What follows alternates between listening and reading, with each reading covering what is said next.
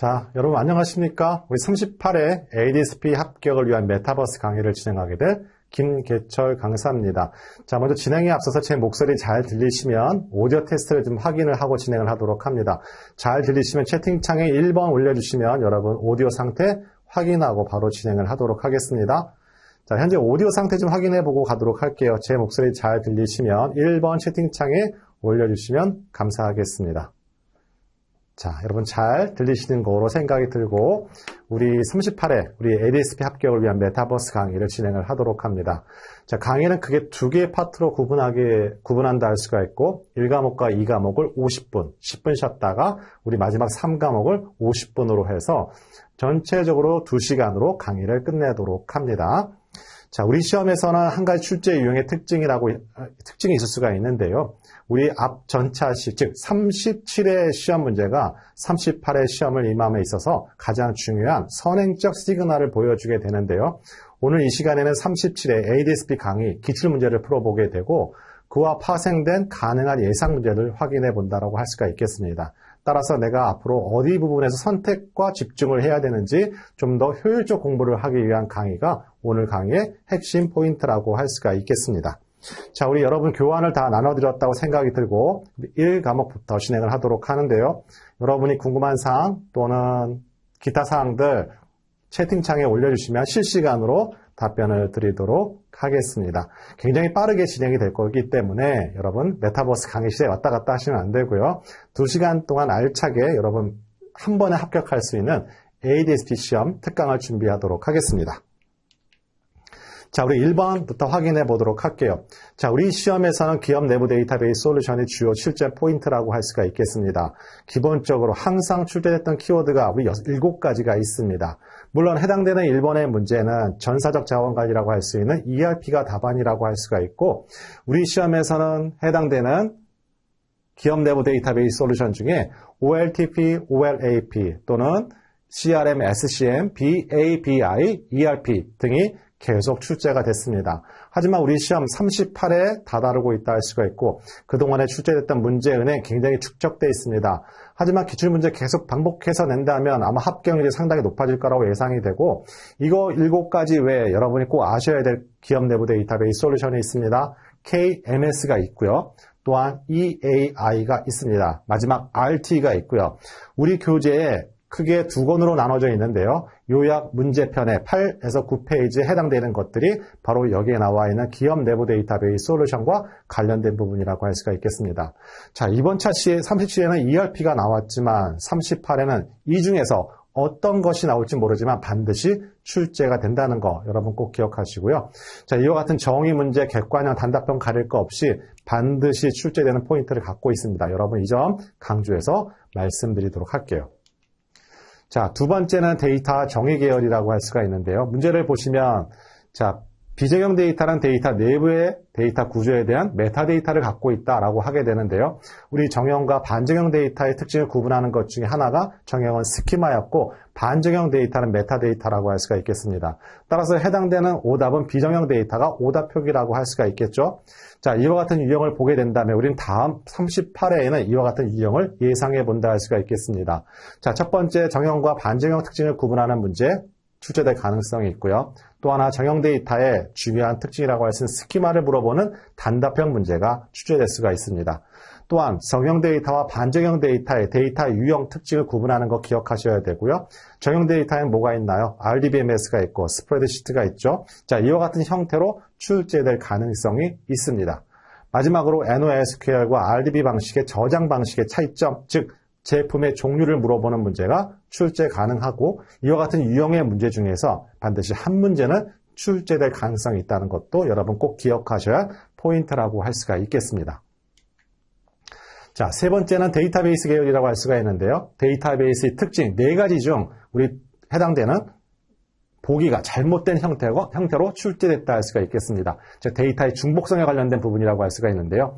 자, 보시면 데이터베이스는 통합된 데이터고 동일한 내용의 데이터가 중복되어 있지 않음을 의미한다라고 했는데 중복되어 있음을 나타낸다라고 해서 잘못된 키워드 센텐스라고 할 수가 있겠습니다.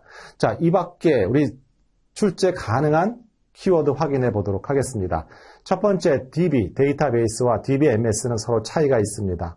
두 번째, DB와 DW, DM, 데이터 레이크 서로 정의를 물어보고 특징 구분을 물어보는 문제, 오히려 이 두 번째 키워드가 출제 가능성이 훨씬 높고 그동안 출제 확률이 높다라고 할 수가 있겠습니다. 특히 데이터베이스와 DW의 특징 구분하는 문제는 주요 출제 포인트다라고 기억하시면 되겠습니다. 자, 우리 교재 21에서 25페이지의 이론 파트에 있는 내용이고 여러분 다시 한번 꼼꼼하게 확인해야 될 포인트를 갖고 있는 거 바로 해당되는 3번 문항의 특징이라고 할 수가 있겠습니다. 자, 4번은 우리 DIKW 개념을 물어보는 문제라고 할 수가 있고 데이터 정의 계열이라고 할 수가 있겠죠. 각각 가나 다라와 관련해서 이것이 데이터고 지혜고 정보고 지식을 물어보는 문제라고 할 수가 있는데요. 우리 그동안의 기출문제에 보시면 해당되는 거 그냥 순서대로 출제가 됐습니다. 데이터, 정보, 지식, 지혜라고 출제됐는데 약간 틀어서 예시를 보게 되고 DIKW 개념을 물어보는 문제가 출제되었다 할 수가 있겠습니다. 가장 무난한 출제고 이와 같은 유형의 문제가 난다면 난이도는 중하, 이하라고 말씀드린다 할 수가 있겠습니다. 그러면 이와 같은 데이터 정의 계열이 어떤 것들이 있는지 데이터 정의는 크게 두 가지 특징을 갖고 있습니다. 존재와 당위적 특징을 갖고 있다. 이 두 가지 특징을 구분하는 문제 포인트고 또 하나 데이터의 객관적 사실은 정량적과 정성적 데이터 이 특징을 구분하는 문제 두 번째 포인트를 갖고 있습니다. 자, 마지막 데이터 지식과 관련돼서 암묵지와 형식지가 나타나게 되고 이 암묵지와 형식지의 상호작용을 물어보게 되는 네 가지 개념, 우리 시험 문제 출제 포인트를 갖고 있는 것이 바로 데이터 정의 계열이라 할 수가 있고 이 네 가지 중에 세 가지 중에 반드시 한 문제는 출제될 수밖에 없는 게 1과목 데이터 2의 파트의 특징이라고 할 수가 있겠습니다. 자, 우리 5번 확인해 보도록 할게요.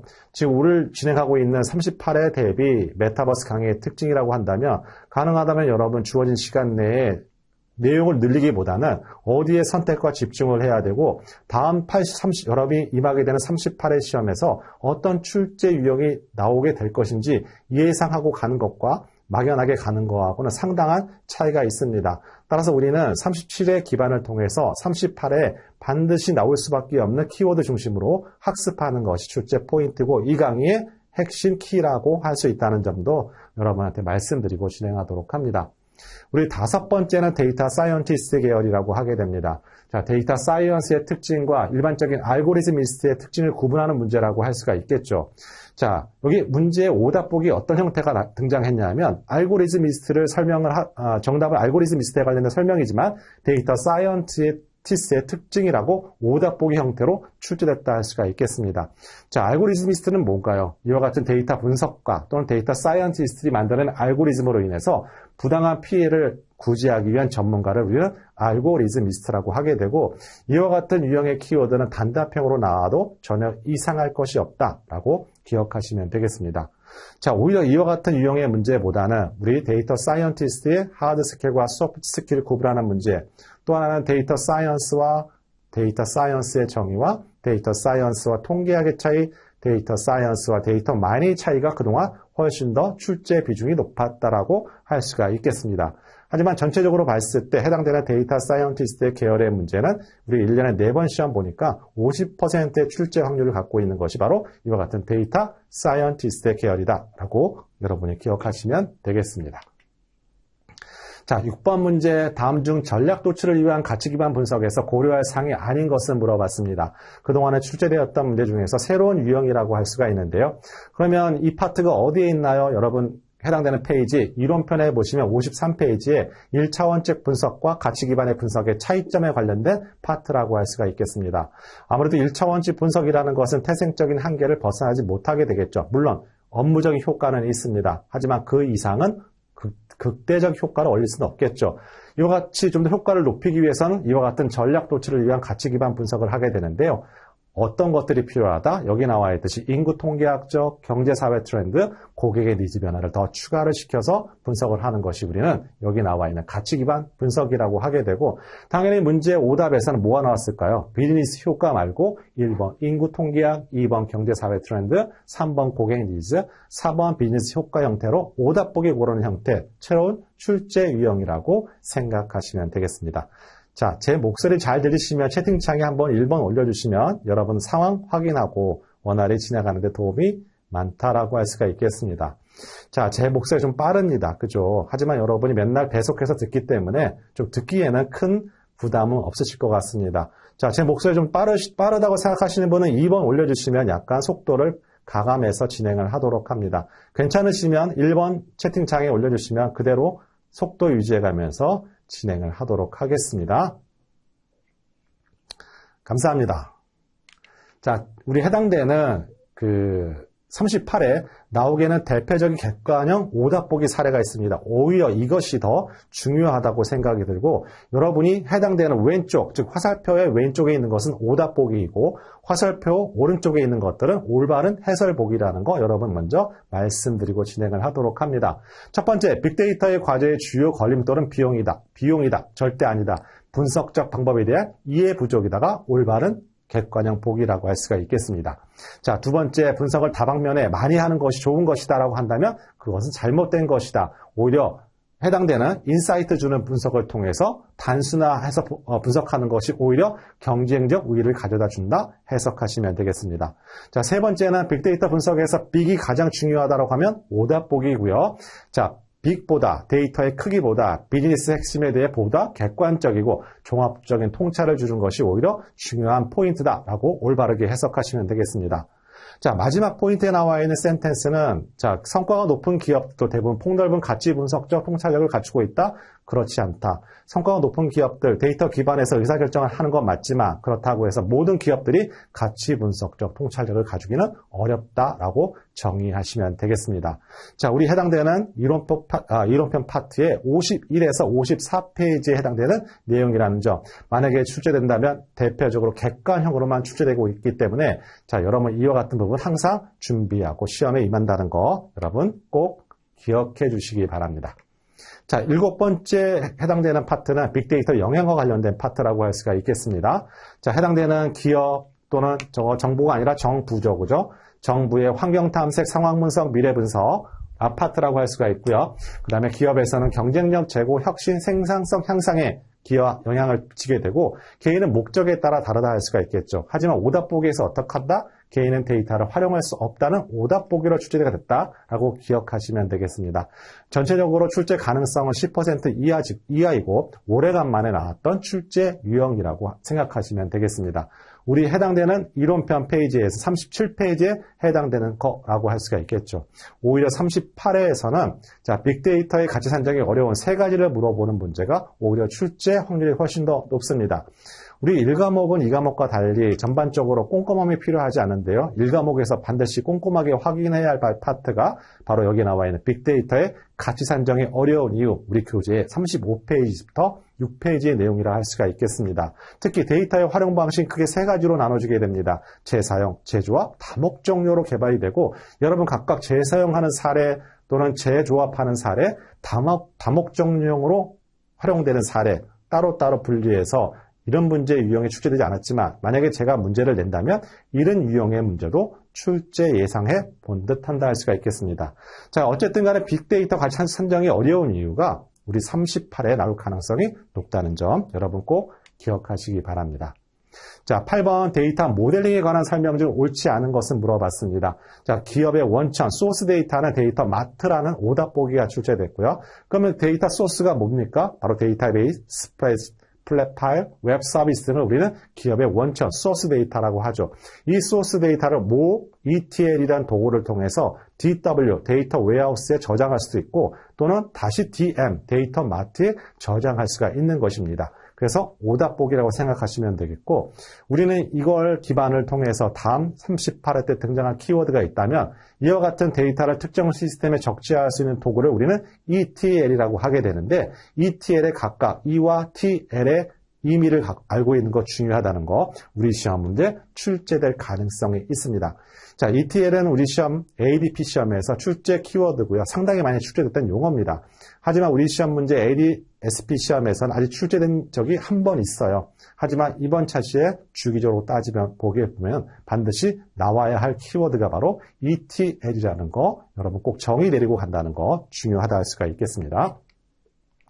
자, 9번 우리 DIKW 관련된 계열 문제고 우리 각각의 데이터와 인포메이션 지식과 지혜를 물어보는 너무 일상화되어 있는 문제가 9번 문항으로 출제가 됐습니다. 항상 인포메이션이 가장 출제 빈도가 높았고 이렇게 따지고 본다면 지식이란 용어도 키워드도 출제 가능하다고 여러분 이런 다양한 종류의 경우 수도 고려해 본다라고 할 수가 있겠죠.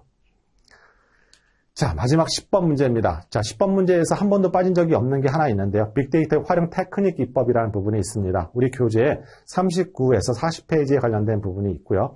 단지 여기 나와 있는 6개, 7개의 분석 기법이 있어요. 유형 분석, 유전 알고리즘, 기계학습, 회귀 분석, 감정 분석과 소셜 네트워크 분석, 연관 규칙 학습이 있습니다. 하지만 어느 것이 나오긴 반드시 나옵니다. 그것이 유전 알고리즘도 될 수 있고 감정 분석도 될 수 있고 소셜 네트워크 분석이 될 수 있다는 거. 하지만 어느 분석 기법이든 반드시 회차다 한 번도 빠짐없이 등장하고 있는 문제가 해당되는 빅데이터 활용 테크닉 기법이라는 거 여러분 꼭 기억하셔야 됩니다.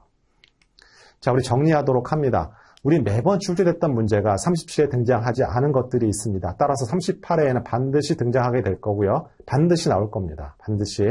그런 것들이 어떤 키워드가 있는지 확인을 해보도록 하겠습니다. 자, 첫 번째 빅데이터 위기 요인과 통제 방안이 제가 느끼고는 처음으로 37에 등장하지 않았습니다. 따라서 위기 요인이라고 할 수 있는 사생활 침해, 책임 원칙의 훼손, 데이터 원형, 오형 반드시 출제가 될 거고 이거에 대한 통제 방안도 같이 연결해서 여러분 꼭 암기하고 이해하도록 합니다. 자, 두 번째 빅데이터가 만들어낸 본질적인 변화 출제 가능성 50%였었는데요. 우리 37회 때 등장하지 않았죠. 그럼 38회에 50% 확률을 갖고 있으니까 반드시 4가지 본질적인 변화 사전에서 사후, 표본에서 전수, 질에서 양, 인과에서 상관은이라는 것은 반드시 출제될 가능성이 높습니다. 자, 세 번째는 데이터 산법과 비식별화 기술입니다. 자, 우리 식별화 기술 상당히 중요한 키워드고요. 식별화 기술이 무엇가 있으며 활용 사례가 무엇이 있는지를 서로 연결하는 거 중요한 출제 포인트입니다. 또 하나, 우리 교재 44페이지에 보시면 데이터 산법이 무엇인지가 나와 있습니다. 데이터 산법과 관련된 문제 이제 나올 때가 됐거든요. 여러분 꼭 기억해야 할 포인트를 갖고 있습니다. 자, 마지막 우리 빅데이터 기능은 4가지 기능이 있습니다. 우리 이론편에 보시면 33페이지에 보시면 우리 렌즈의 기능과 플랫폼의 기능이 있어요. 얘도 주기적으로 따지면 이제 출제 확률을 갖고 있는 키워드라는 거 정리해 드리도록 합니다. 자, 이렇게 본다면 1과목은 전체적으로 10문항 중에서 37회는 좀 평이한 문제가 출제가 됐습니다. 아마 대부분 평균 점수 올바르게 학습을 했다면 7문항에서 8문항 사이에 득점할 수 있는 일반적인 문제가 이 37회 1과목으로 배치가 되었고 그냥 늘상 나왔던 문제로 출제됐습니다. 하지만 제가 여기 말씀드렸던 이런 항목들이 빠져있기 때문에 우리 38회는 이와 같은 문제들이 해당되는 여러분 지면에 배치돼서 출제될 거라고 여러분 거의 예상하시면 되겠습니다. 자, 1과목을 이렇게 정해 드리도록 하고 우리 2과목으로 넘어가도록 하겠습니다. 자, 2과목은 데이터 분석 기획 파트죠. 우리 1과목과 달리 여러분이 여러 가지 암기할 내용도 많고 아주 지엽적인 내용들 꼼꼼하게 학습해야 할 내용들이 많습니다. 따라서 언제든지 과락률이 높게 나타나는 것이 2과목이고 반대로 따지면 고득점이 많은 것이 2과목이기도 합니다. 따라서 한 번 할 것 꼼꼼하게 한다는 거 여러분 다시 한번 강조해서 말씀을 드리고 진행을 하도록 합니다. 자, 첫 번째는 분석 기획식 고려사항 3가지를 물어보는 문제, 늘상 기출문제에 있던 문제라고 할 수가 있겠죠. 자, 해당되는 내용이 아닌 오답 보기 관련된 기술 적용 수준이 해당되는 오답 보기로 등장했다 할 수가 있고 아래 해설을 보시면 해당되는 분석 기획식 고려사항 하나, 둘, 3가지가 표현된다 할 수가 있겠습니다. 전체적으로 분석기획식 고려사항의 출제 확률은 한 25% 정도 됐어요. 따지고 보면 앞에 기출문제를 보게 되면 한 3번, 4번 전에 한 번 출제됐던 유형이라고 할 수가 있겠습니다. 아래 나와 있는 것들은 오히려 얘보다는 출제 확률이 훨씬 높아요. 첫 번째는 분석 주제 유형을 4가지로 구분하게 되고 해당되는 내용에 따라서 분석 대상과 분석 방법에 따라서 우리는 최적화와 솔루션, 인사이트와 디스커버리를 구현하게 되고 해당되는 분석 주제의 유형은 객관형과 단답형 가릴 것 없이 출제 빈도가 상당히 높습니다. 자, 또 하나 해당되는 분석 과제가 단기 과제냐 또는 중장기 과제냐에 따라서 우리는 해당되는 키워드가 구분이 된다 할 수가 있고 이번 차시에 여러분 38회에 등장할 수 있는 확률이라 할 수가 있겠습니다. 자, 해당되는 이론편 64에서 66페이지에 관련된 내용이라는 거 여러분 참조해서 말씀을 드리도록 하겠습니다. 자, 두 번째 분석 프로젝트는 일반 프로젝트와 달리 5가지 추가적인 고려 사항이 있습니다. 그 점에서 우리 시험에서 프리시전과 애큐러시가 시험 문제 출제 빈도가 아주 높은 편이라고 할 수가 있겠습니다. 그런데 여기 애큐러시와 프리시전은 어떤 개념이다? 바이어스와 베리언스 개념이라고 할 수가 있는데요. 자, 보시면 위에 프리시전과 인프리시전, 아주 프리시전이 높을 때와 그렇지 않을 때를 표시한다 할 수가 있겠습니다.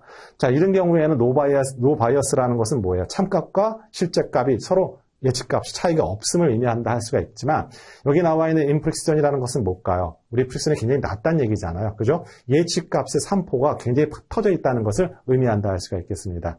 자, 이걸 3과목 정형 데이터 마이닝의 과대적합과 과소적합과 연결하면 같은 개념이라고 할 수가 있는데요. 자, 보시면 여기 로우 바리언스라는 건 뭐예요? 베리언스라는 것은 예측값들이 굉장히 뭉쳐 있다는 걸 의미를 하겠죠.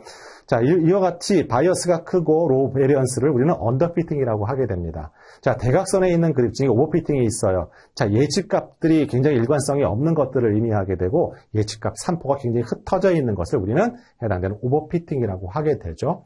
자, 이와 같은 개념, 우리 2과목과 3과목은 과목은 분리되어 있지만 서로 같은 개념이 다 연결이 되어 있다는 거 강조해서 말씀을 드리도록 합니다. 따라서 해당되는 내용들 다시 한번 프리시전과 애큐러시를 정의를 내리는 것 중요하고요. 또 여기 나와 있는 두 번째 센텐스에서 당연히 분석의 활용 측면에서 중요한 건 애큐러시고요. 안정성 측면에서 중요한 건 프리시전이 중요하다. 늘상 바꿔서 오답 보기 대표적 사례라 할 수가 있겠습니다. 또 하나 애큐러시와 프리시전은 동시에 증가하나 감소시킬 수 없는 트레이드오프 관계라는 것도 여러분 다시 꼼꼼하게 확인해 봐야 할 사항이다. 이와 같이 분석 프로젝트 5가지 추가적인 고려 요소 사항 중에서 가장 애큐러시와 프리시전이 출제 빈도가 높았던 이유는 바로 3과목과 다 연계되어 있다는 부분이라고 할 수가 있겠습니다. 그러면 해당되는 분석 프로젝트가 이번에 37회에 등장했지만 해당되는 38회는 일반적인 프로젝트 역시 시간과 관련된 타임 박싱 기법이 출제될 가능성이 많고 우리 앞에서 보시면 기출문제도 여러 번 출제된 적이 있는 내용이라 할 수가 있겠습니다. 또 하나 제가 분석 프로젝트의 관리사항 5가지가 있다고 했죠. 이 5가지에 관련된 부분 얼마든지 출제가 될 수 있습니다. 이 점 여러분이 꼭 확인해야 봐야 할 부분이라는 것도 기억하시기 바랍니다. 자, 세 번째 문제는 데이터 거버넌스 계열의 문제인데요. 자, 데이터 거버넌스 계열 우리 37회 때 등장하지 않았습니다. 데이터 거버넌스의 체계 요소 등장하지 않았어요. 37회 때 등장하지 않았습니다. 36회 때 등장하지 않았어요. 따라서 37회 때는 반드시 출제가 됐습니다. 당연히 마찬가지죠. 자, 이 37회 때 이렇게 등장을 했던 거예요. 특히 데이터 표준화와 관련된 문제가 출제가 됐습니다. 이와 같이 데이터 거버넌스 체계 요소 4가지는 언제든지 항상 출제 가능성이 75%가 넘는 해당되는 포인트를 갖고 있습니다. 자, 이거 외에 우리 데이터 거버넌스 계열이라고 한다면 데이터 거버넌스의 정의야, 데이터 거버넌스의 구성 요소 3가지, 또는 데이터 거버넌스와 빅데이터 거버넌스의 차이점, 또는 데이터 거버넌스는 독자적으로도 수행할 수가 있지만 IT 거버넌스의 구성료로도 수행이 가능하다는 객관형 올바른 보기고요. 독자적으로 수행할 수 없다는 잘못된 오답 보기 출제 객관형 보기 특징을 갖고 있는 것이 바로 데이터 거버넌스 계열이라고 할 수가 있겠습니다.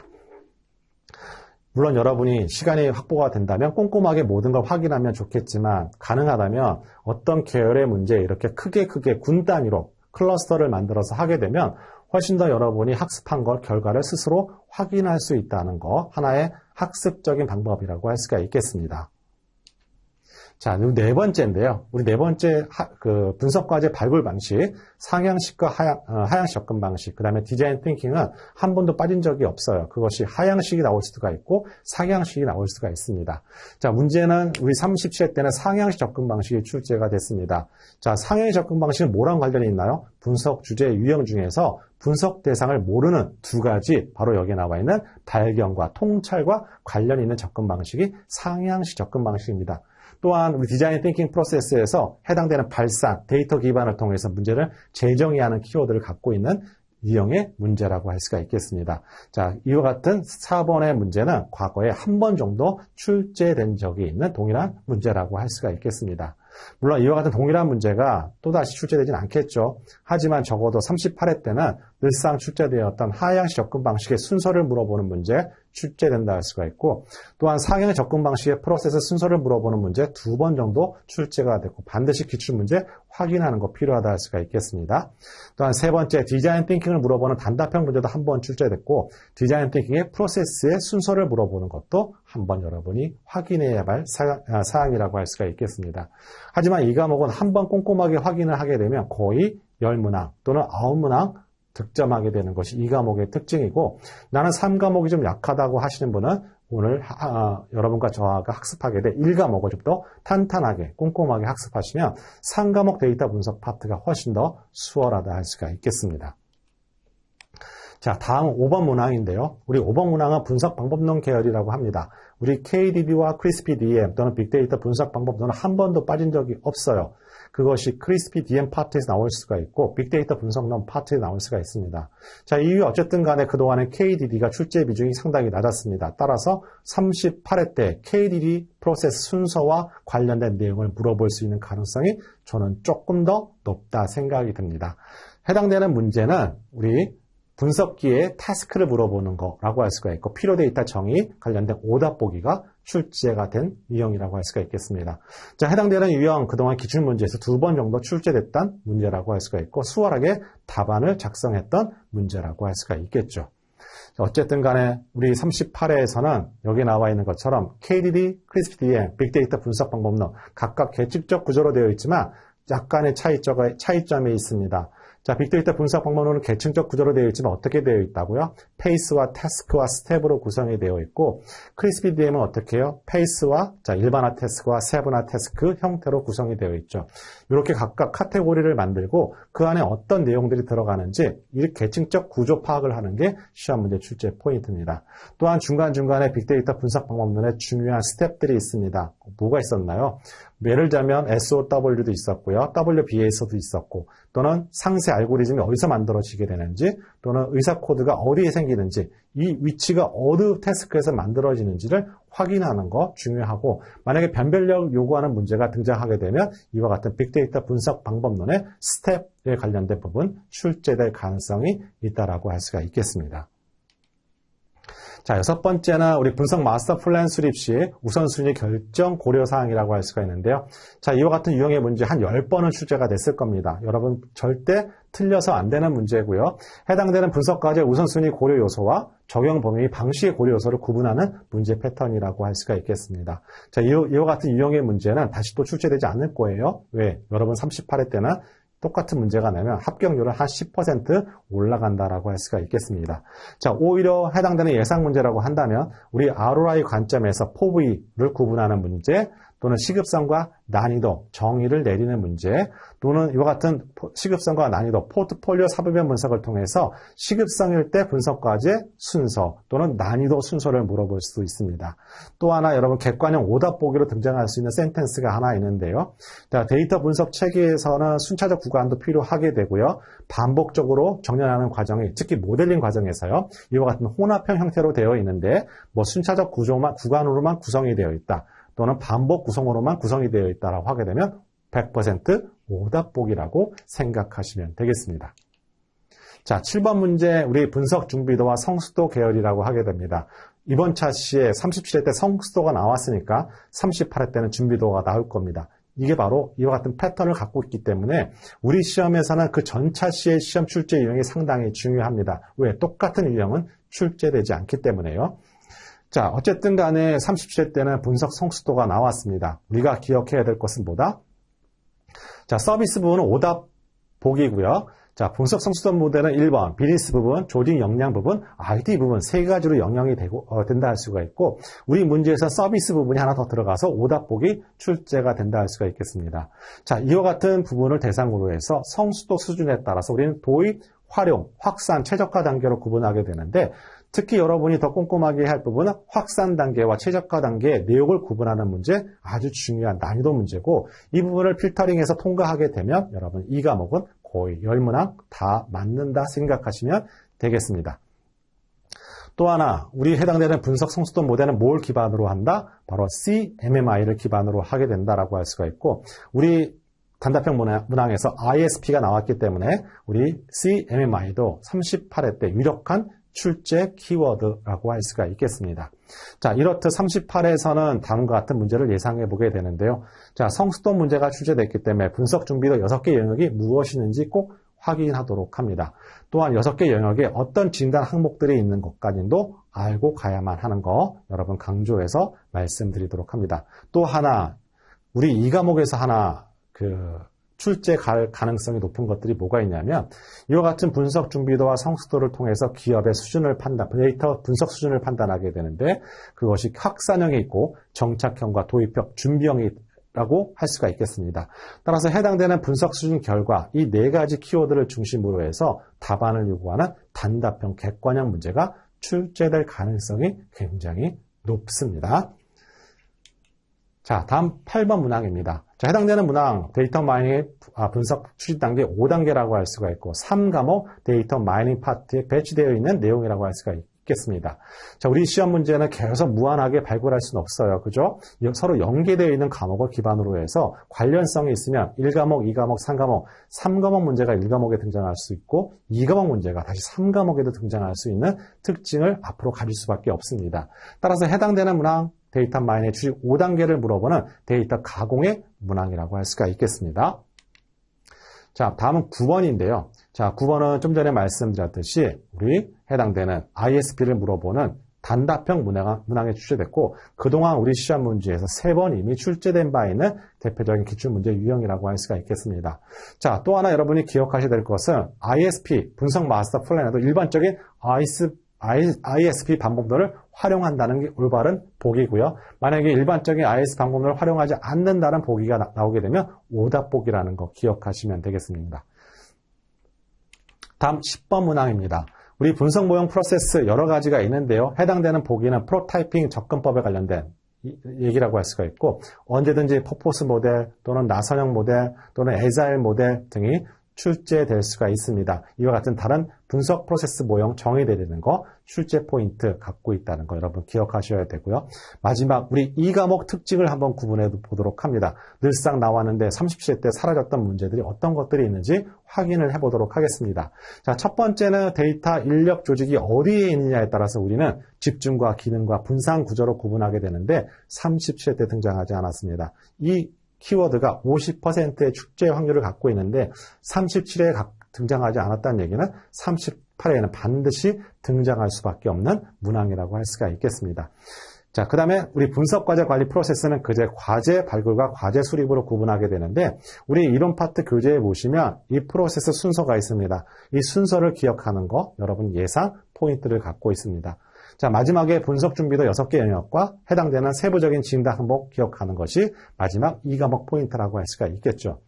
자, 이렇게 37회에서는요, 일반적인 수준에서 문제가 출제가 되었습니다. 따라서 1과목, 2과목 공이 평균적으로 따지면 7문항 정도 득점이 됐다고 생각이 되고 우리 데이터 분석이 37회 때 굉장히 출제 유형에서 벗어나 있는 문제가 등장을 했다 할 수가 있겠습니다. 우리 3과목 데이터 분석 파트는 우리 10분 쉬었다가 우리 지금 40분이니까요. 우리 10분 쉬었다가 50분에 여러분 늦지 말고 오시기 바랍니다. 자, 10분 쉬었다가 50분에 진행을 하도록 하겠습니다.